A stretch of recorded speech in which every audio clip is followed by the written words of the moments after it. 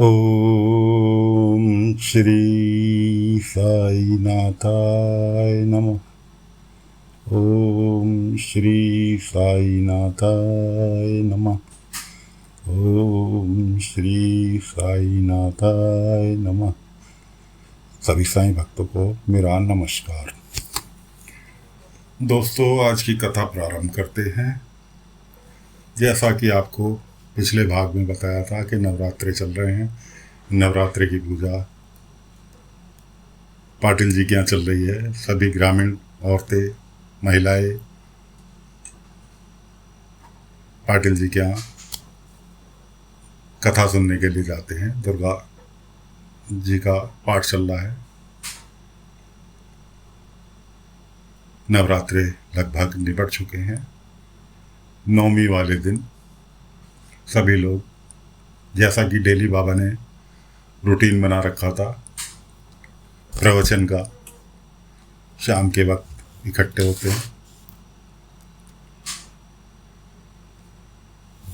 और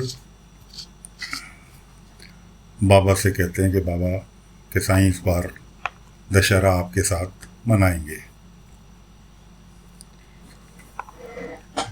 बाबा सहर्ष स्वीकृति दे देते हैं। द्वारका माई बच्चों ने सजा ही दी थी। तभी बाबा को कुछ आभास होता है। बाबा तो पूरे शिरडी का ध्यान रखते थे कि कौन शिरडी में क्या क्या कर रहा है।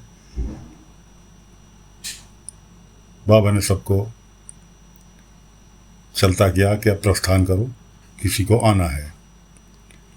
तो किसी ग्रामीण ने पूछ भी लिया, क्या साईं ऐसा कोई शख्स है जो हमारे सामने नहीं आ सकता? बाबा ने कहा, समझा करो, अगर उचित होता तो मैं नहीं कहता, इसलिए तुम सब अपने अपने घर जाओ, दशहरे की तैयारी करो। तो दोस्तों, जीवा नाम का एक डाकू है जो पहले कभी किसी ज़माने में शिरडी में ही रहा करता था। सभी ग्रामवासियों के जाने के बाद जीवा डाकू का आगमन होता है। बाबा ध्यान मुद्रा में बैठे हैं। जीवा डाकू नंगी तलवार लिए बाबा की द्वारका माई में प्रवेश करता है। बाबा के पास तक पहुंचता ही है, तभी बाबा आँख खोल देते कि आओ जीवा, बैठो। जीवा कहता है, साईं आपने कैसे देख लिया? आप तो आंखें बंद किए बैठे थे। बाबा ने कहा, तुम दोपहर में भी आए थे, मुझसे बिना मिले चले गए।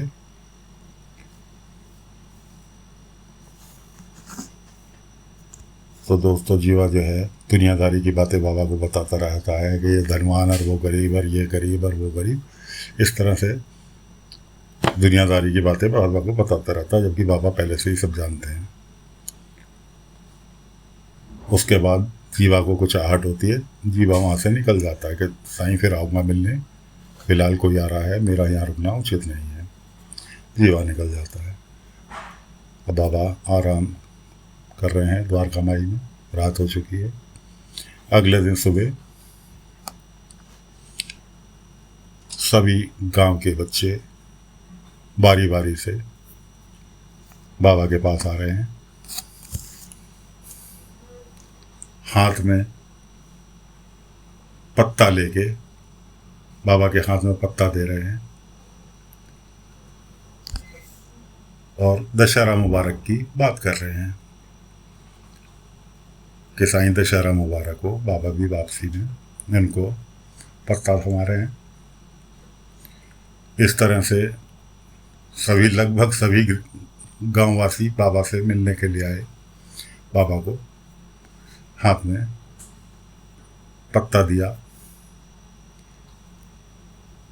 इतने में जीपरी आती है लक्ष्मी।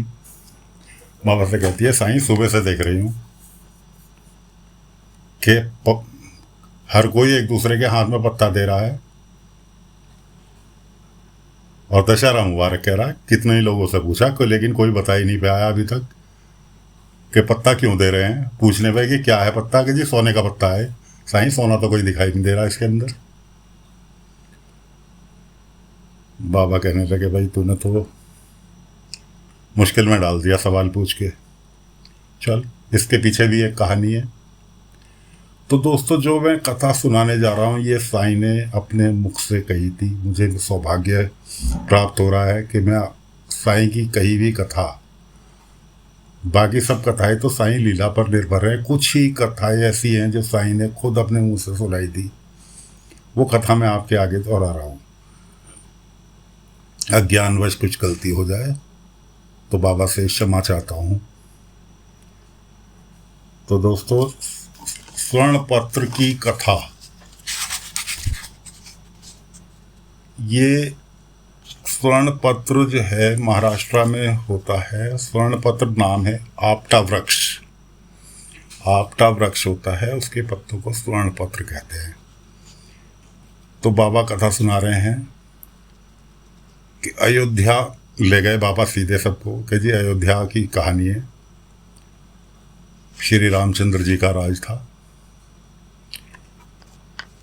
वहाँ पर जैसे गुरुकुल चलते थे पहले शिक्षा के लिए, वहाँ पर गुरुकुल में गुरु वरदान थे। बहुत सारे शिष्य थे। उनका एक शिष्य था कोत्स। कोत्स की शिक्षा संपूर्ण हुई।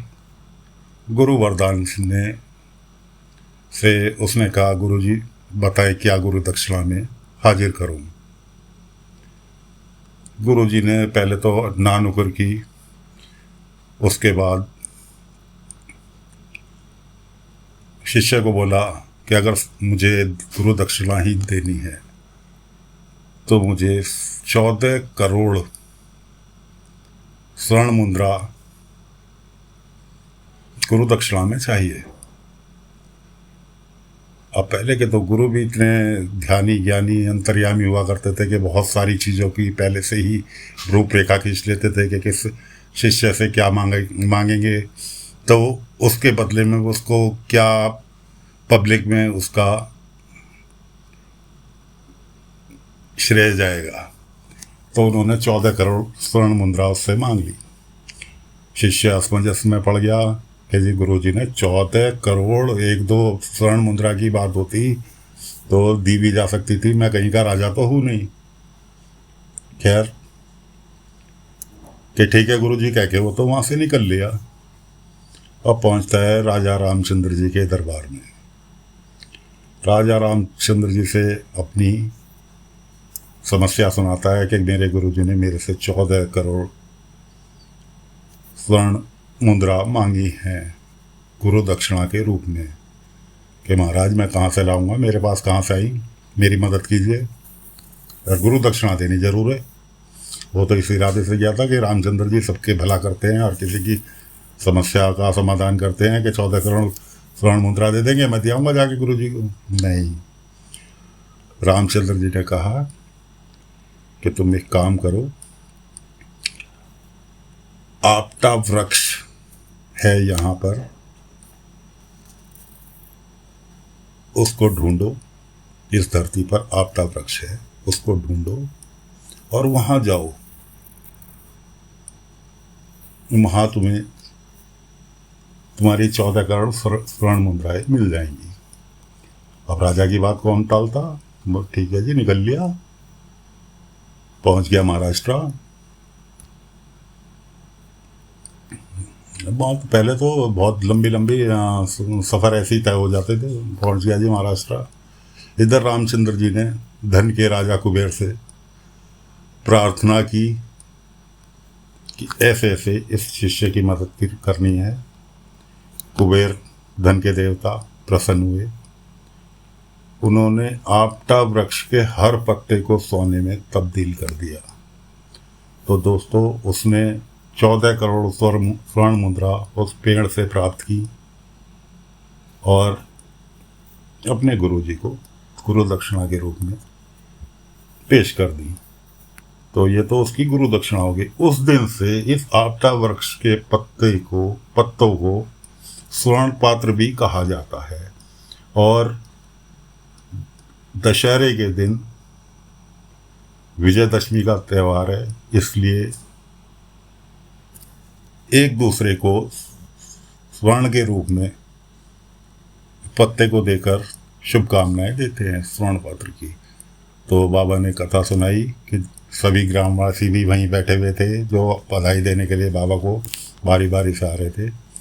तो जीपरी की समझ में आ गया कि हाँ, इस पत्ते को स्वर्ण पात्र क्यों कह रहे हैं, कि ये सोना है क्यों कह रहे हैं, कि किसी ज़माने में ये सोना बना था।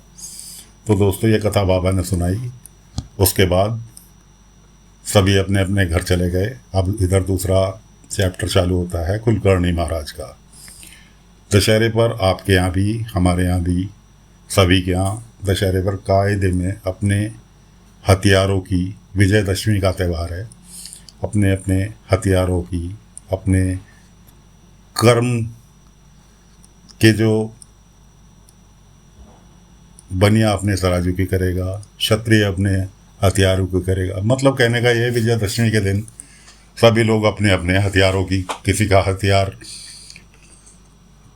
सिलाई मशीन है, किसी का हथियार तलवारबाजी है, किसी का पिस्टल है, किसी का तीर कमान है, सब अपने अपने हथियारों की पूजा करते हैं।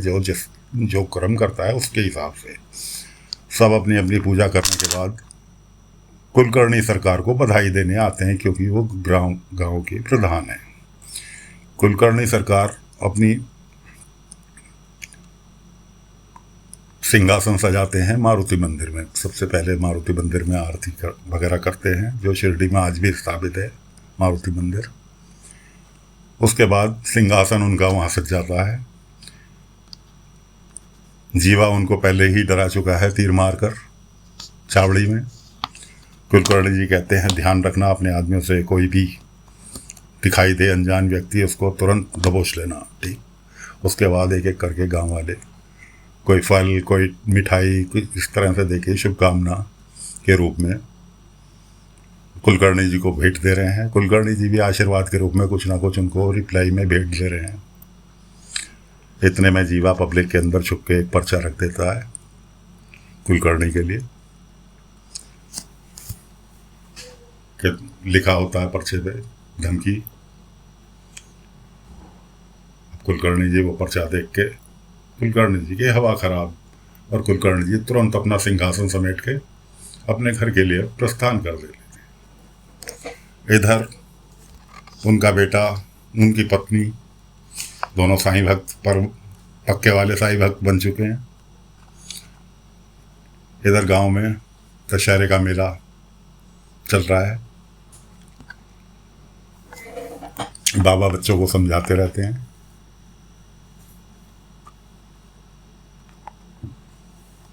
सीपरी बाबा से पूछती है कि साईं दशहरे का मेला क्यों मनाते हैं। तो रावण की तो कहानी सुनाते ही सुनाते हैं, साथ में